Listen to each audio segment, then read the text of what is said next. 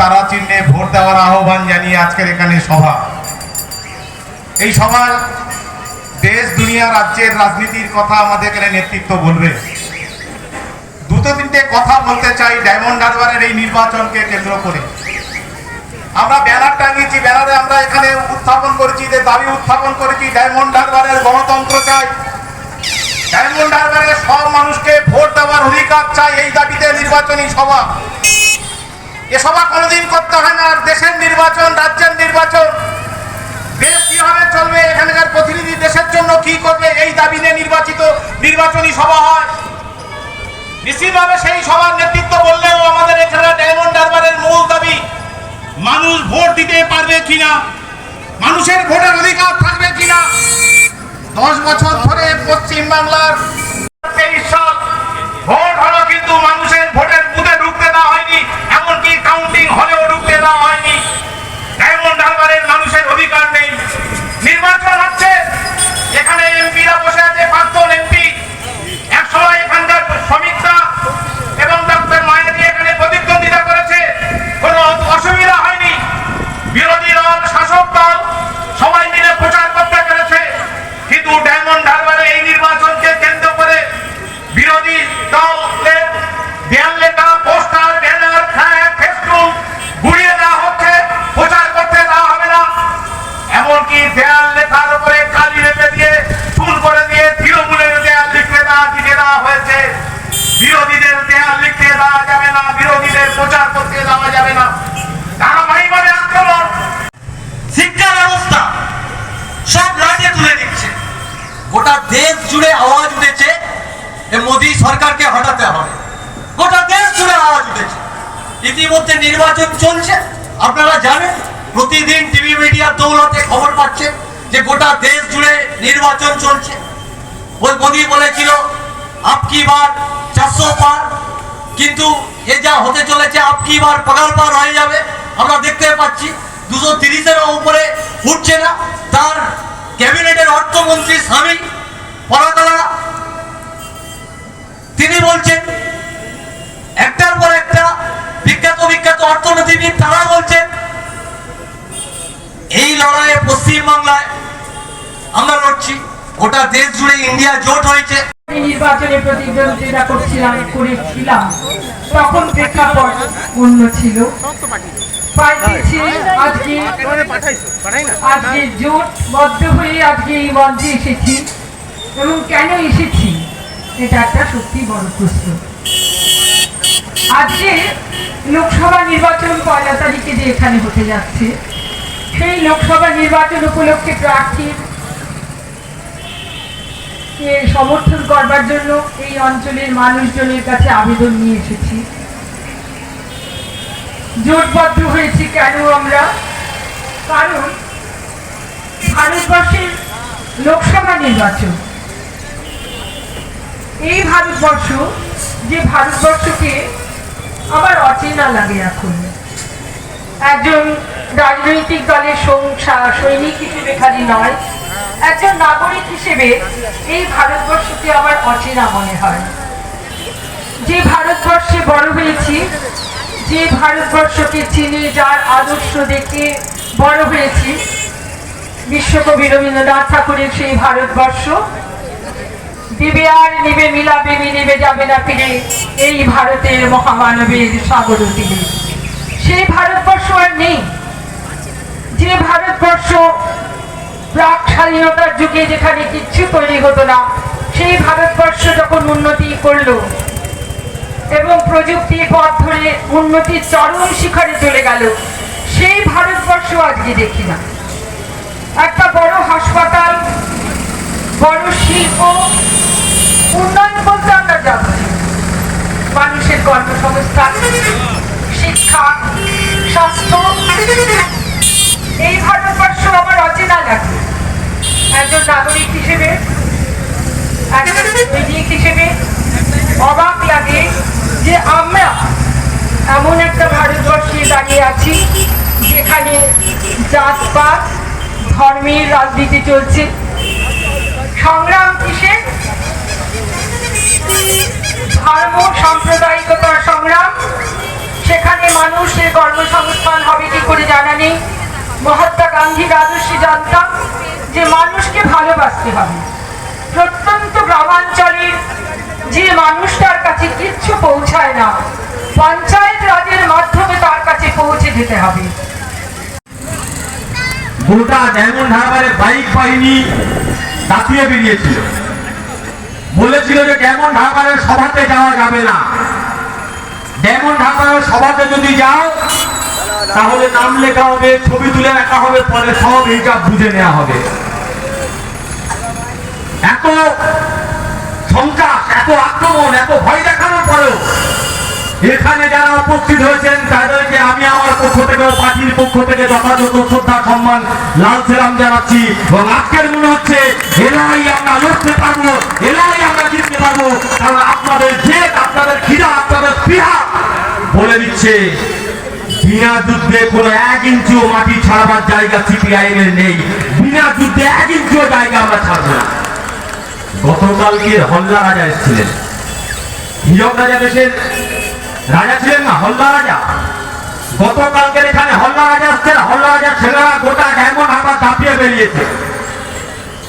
যারা অলিতে গলিতে আমাদের কথা শোনার জন্য বসে আছে, যারা অনেক মোবাইল নিয়ে আড়ালে আবদালে ভিডিও করবার জন্য বসে আছেন, আপনাদেরকে বিনয়ের সঙ্গে বলছি, আমরা জানি আপনাদের লোক কিভাবে বেরোবে।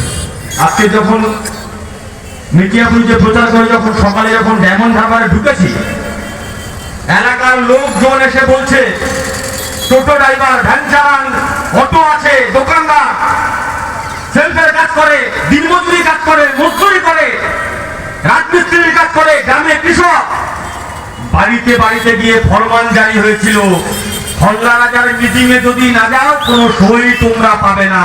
ফলে মিটিং এ তোমাদেরকে আসতে হবে, কাজ বন্ধ করে মিটিং এ আসতে হবে। আজকে চোখ মেলে তাকিয়ে দেখো, বিরিয়ানির লোভে কেউ আসেনি, ভয় দেখিয়ে এখানে কোনো জমায়েত নেই, ভয়কে জয় করে এখানে জমায়েত উপস্থিত হয়েছে। কালকে অনেক কথা বলেছেন সিপিএম এর প্রার্থী যদি বাড়িতে বাড়িতে আসে, তৃণমূলের বন্ধুদের কাছে বলেছেন জিজ্ঞেস করবেন কোভিডের সময় আমরা কি করেছি। আমি পাল্টা প্রশ্ন করতে চাই, কোভিডের সময় আপনি কি করেছেন? যখন কোভিডে গোটা রাজ্যের কল কারখানা, স্কুল কলেজ, রাস্তাঘাট সব বন্ধ, তখন আপনার পিসি ইট দিয়ে রাস্তায় গোল্লা গোল্লা কেটেছে, আর আপনি কালীঘাটের কাকুর সঙ্গে বসে নোট গুনেছেন 11 টাকা, এসএসসির টাকা, কয়লা চুরির টাকা, আর আমাদেরকে জিজ্ঞেস করছেন কোভিডের সময় আমরা কি করেছি। এই ডায়মন্ড হারবারের মানুষ সাক্ষী আছে। 21 নির্বাচনের পর গোটা রাজ্যে বামপন্থীরা শূন্য, তোমরা বলো শূন্য শূন্য শূন্য। আমাদের কর্মীরা চোখের জল ফেলছে টিভির সামনে বসে, হঠাৎ ফোনে রিংটোন বেজেছে, দাদা আমার অক্সিজেনের সিলিন্ডার লাগবে, বাবা অসুস্থ। এই ডায়মন্ড হারবারে আমাদের নেতা দেবাশিস আছে, সাবিকদা আছে, এসএফআই ডিএফআর কর্মীরা আছে, এদের নেতৃত্বে রেড ভলেন্টিয়াররা সিলিন্ডার নিয়ে ডায়মন্ড হারবারের মানুষের কাছে পৌঁছে দিয়েছে। ডায়মন্ড হারবারের মানুষ সাক্ষী আছে, কিন্তু তোমরা কি বলছো? ডায়মন্ড হারবারের মানুষ জানে, মানুষ তার সাক্ষী আছে, শুধুমাত্র কাটমানি ছাড়া। ভয় লাগছে, ধমক দেওয়ানোর ব্যবস্থা হচ্ছে, চমকানো হচ্ছে। কি ভেবেছো আমাদের নেতা, আমার নেতা দেবাশিস ঘোষের বাড়িতে গিয়ে দুটো কাছে ঢিল মেরে বাড়িতে ভাঙচুর করে ভেবেছো দেবাশিস ঘোষকে ভেঙে ফেলেছেন? আপনি দেবাশিস ঘোষের বাড়ির কাঁচ ভাঙতে পারেন, কিন্তু দেবাশিস ঘোষদের মেরুদণ্ড কোনোদিন ভাঙতে পারবেন না। গালিন্দাদের মারতে পারেন, কিন্তু গালিন্দাদের মনোবল কোনোদিন ভাঙতে পারবে না। এটাই লাল ঝান্ডা। সেই শপথ নিয়ে আমরা লড়তে এসেছি। আমি ডায়মন্ড হারবারে আমার জনগণের কাছে এসেছি, আমার অভিভাবকদের কাছে এসেছি, আমার গুরুজনদের কাছে এসেছি। গতকালকে একজন বলেছে ডায়মন্ড হারবার আমার ঘরের জায়গা, ডায়মন্ড হারবার আমার নিজের জায়গা। আমি আমার অভিভাবকদের কাছে এসেছি। আমি প্রশ্ন করতে চাই আপনাকে, জানি না আপনি আমার কথা দেখবেন কিনা, শুনবেন কিনা, কিন্তু যারা আমার কথা শুনছেন তাদের মধ্যে দিয়ে আপনার কাছে প্রশ্ন করতে চাই, আচ্ছা, বাড়িতে কেউ কখনো যখন কোনো কারোর বাড়িতে যায়, আমি যখন যদি কেউ বাড়িতে যাই, আমার বাড়িতে নিজের বাড়িতে যাই, বাড়িতে কেউ কোনোদিন পুলিশ নিয়ে ঢোকে? বাড়ির লোকেদের সঙ্গে দেখা করতে গেলে কেউ সিকিউরিটি নিয়ে ঢোকে? এত ভয় কেন বাড়ির লোকের সঙ্গে দেখা করবার জন্য হাজার হাজার সিকিউরিটি? নাকি মনের মধ্যে অন্য ভয় আছে, বাড়ির পেছন থেকে কেউ ধাক্কা দিয়ে ফেলে দেবে, সেই ভয় মনের মধ্যে আছে নাকি? ফলে ওসব মিথ্যা কথা জনগণের সামনে বলা হচ্ছে। তাছাড়া কোন উন্নয়ন এমন আবার হয়নি। উনি নানা রকম কাজের খতিয়ান দিয়েছেন, বলেছেন এই করেছি সেই করেছি, 200 কোটির কাজ করেছি, রাস্তা করেছি। আরে আমার বাড়ি বাকুলডাঙ্গা, বাকুলডাঙ্গা থেকে পঞ্চগ্রামে একটা হসপিটাল আছে, হসপিটাল।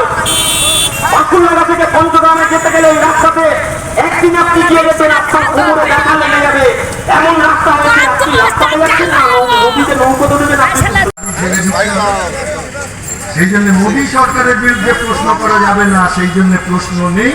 মোদী সরকারের বিরুদ্ধে বিতর্ক করা যাবে না। মীনাক্ষী এসছে,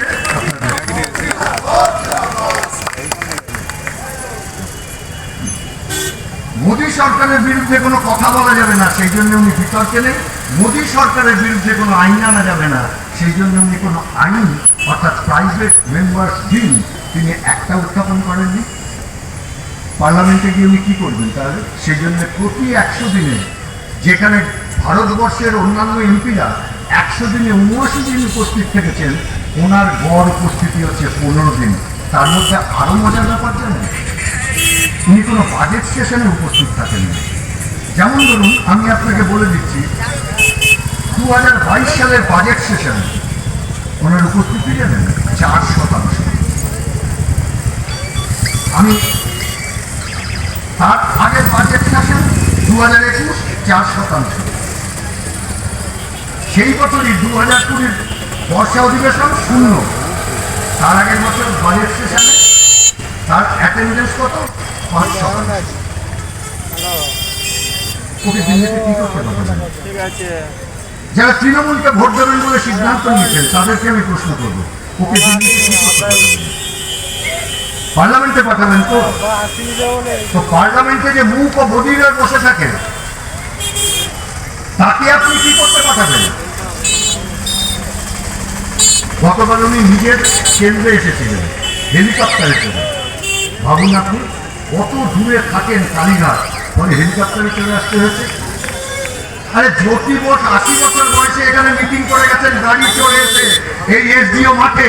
এই ডায়মন্ড হারবারের মানুষের মনে আছে, বুদ্ধদেব ভট্টাচার্য ডায়মন্ড হারবারে বহুবার এসছেন, কোনোদিন কাউকে হেলিকপ্টার ব্যবহার করতে পারেনি। আর ও কোন আমাদের ঘরের দুলাল?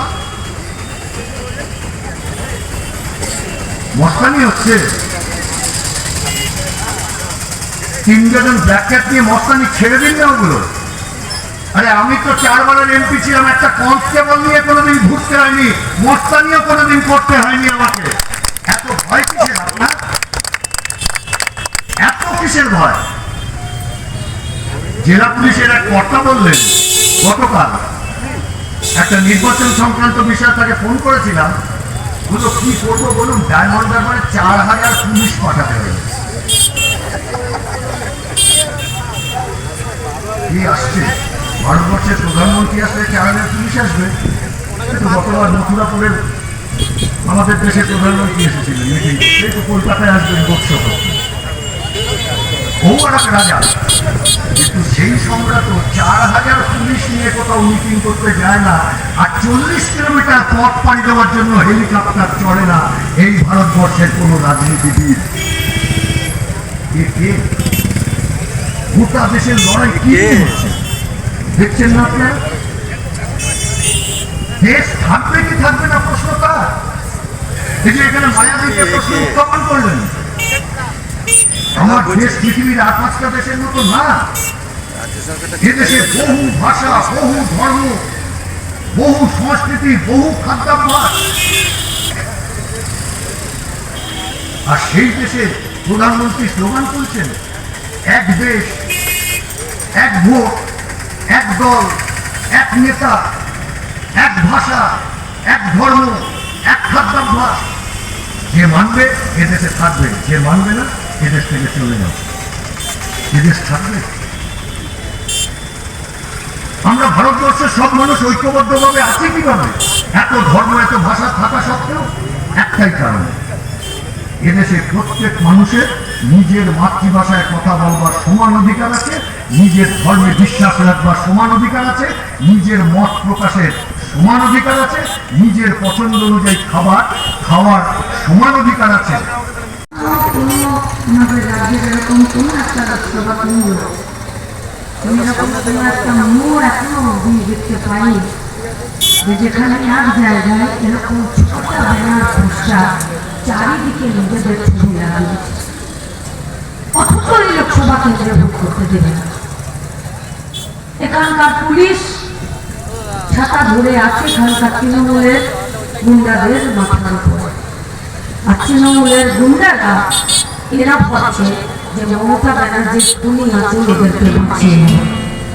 শুনে রাখুন, ডায়মন্ড হারবারের লোকসভা কেন্দ্রের 7টা বিধানসভা দিয়ে পশ্চিমবঙ্গের গোটা বিধানসভার রেজাল্ট 2026-এ কোনো বাপের ব্যাপার তমনি আটকে নেবে। সেদিনকে কিন্তু এই সরকারটা থাকবে না। আর সেদিন পার্লামেন্টের ভেতরে ওই তালার বিজেপি নয়, লাল ঝান্ডারা আর কংগ্রেসরা এই বিধানসভার ভেতরে 2026-এ থাকবে। আর সেদিনকে লাস্ট যতদিন ধরে এখানে অভিষেক ব্যানার্জি নিজের রাজত্ব করছে ততদিনে যতজন পুলিশ অফিসার ডিএম এসপি এই জেলাতে এখানে গুন্ডাদের মাথার উপরে ছাতা ধরে দাঁড়িয়ে আছেন, আপনাদের কিন্তু একটা ফাইল আমরা ওয়েটিং এ রাখবো না, সবকটা ফাইল টেবিলের উপরে থাকবে। আপনারা কিন্তু করতে পারবেন না।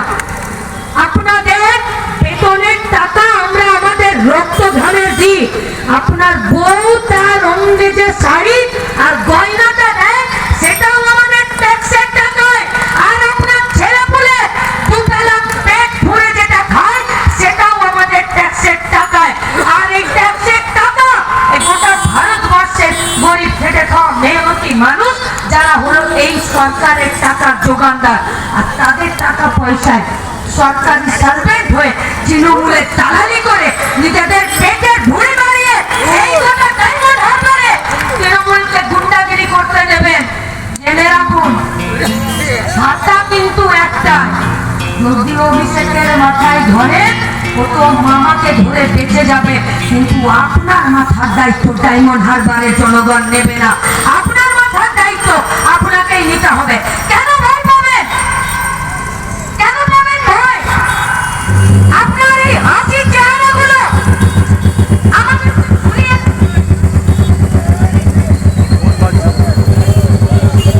ডায়মন্ড হারবারে শুধুমাত্র আমাদের সমাজে যারা দাঁড়িয়ে আছেন তাদেরকে আমরা বলছি, আমরা আমাদের মাইকের আওয়াজ যতদূর পর্যন্ত যাচ্ছি আমরা আপনাদেরকে বলছি, কাদের কাছে মাথা নত করবো আমরা? কাদের মুখ দেখে আমরা ভুলে যেতে পারবো? শান্তিপুরের ওই এমএ পাস হিস্ট্রিতে পাস করা ছেলেটা, যে ছেলেটাকে শান্তিপুর পৌরসভা থেকে নিয়ে গেল আর পঞ্চায়েতের ভোটে 2013-তে তৃণমূল কংগ্রেস মোটর সাইকেলের পিছনে বসে আর টিকিতে বোম ভরে নিয়ে আর ভোট লুট করতে নিয়ে গেল। একটা হিস্ট্রিতে ইতিহাসে এমএ পাস করা ছেলে তাকে চাকরির লোক দেখিয়ে ভোট লুট করাতে নিয়ে গেল। ছেলেটা বোম নিয়ে গেল, ছেলেটা পিস্তল নিয়ে গেল, ছেলেটা মরে গেল। সেই ছেলেটা চাকরির লোভে ভোট লুট করতে গেছিল, আর যারা ভোট লুট করতে গেল তারা তৃণমূল আর বিজেপি আর তৃণমূল করলো। এই হাসি মুখগুলো মমতার অভিষেকের আমাদেরকে ভুলিয়ে দিতে পারবে? এই গোটা পশ্চিমবঙ্গের পাস করার ছেলে মেয়েগুলো তারা আজকে ভোট লুটের সঙ্গে নিজেদের নামটা লিখে দিতে বাধ্য হচ্ছে। এদের হাসি মুখটা আমাদেরকে ভুলিয়ে দিতে পারবে? গোটা পশ্চিমবঙ্গে গোটা কলকাতাতে যে সমস্ত ছেলে মেয়েগুলো আজকে যোগ্যতার ভিত্তিতে একটা চাকরি পাওয়ার জন্য বসে আছে, আর একটা বহু দিদিমণি নিজের মাথার চুলটা খুলে করে নিচে নামিয়ে দিচ্ছে, তার চোখের জলটা আমাদেরকে ভুলিয়ে দিতে পারবে? কার কাছে ভয় পাচ্ছেন? এই তৃণমূল কংগ্রেস সন্দেশখালী পার্টি অফিসে এই রাজ্যের মেয়েদেরকে ডেকে পাঠাচ্ছে। সাহস হয় কি করে যদি পুলিশ এদের মাথার উপরে ছাতা না ধরে? কিন্তু আজকে তো তার থেকেও বড় বিপদ। কোথায় দরজা জানলা বন্ধ করে থাকবেন? কোথায় কোন কৌটোর ভিতরে নিজের জীবনটাকে সেখানে বন্ধক রেখে বেঁচে থাকার চেষ্টা করছেন? এই পশ্চিমবঙ্গের জেলগুলোতে মেয়েগুলো সুরক্ষিত নয়। 196টা মেয়েকে ভুয়াতি করে দিয়েছে এই পশ্চিমবঙ্গের জেলগুলোতে। কাদেরকে ভয় পাচ্ছেন? কাদেরকে? গোটা পশ্চিমবঙ্গের যে ছেলে মেয়েগুলো আজকে 100 দিনের কাজ পাচ্ছে না, বাইরের রাজ্যে পড়ে আছে। প্রত্যেকটা দিন করোনার সময়ে আমাদের এক কানে ফোন থাকতো আর এক কানে অন্য রাজ্যকে ফোন লাগাতে হতো যে এ রাজ্যে কাজ ছিল না বলে, এ রাজ্যে কারখানা নেই বলে, এই রাজ্যের মানুষের গতর খাটানোর একটা জায়গা নেই বলে, এই রাজ্যে 100 দিনের কাজের টাকা 84 লক্ষ ভুয়ো দপ্তর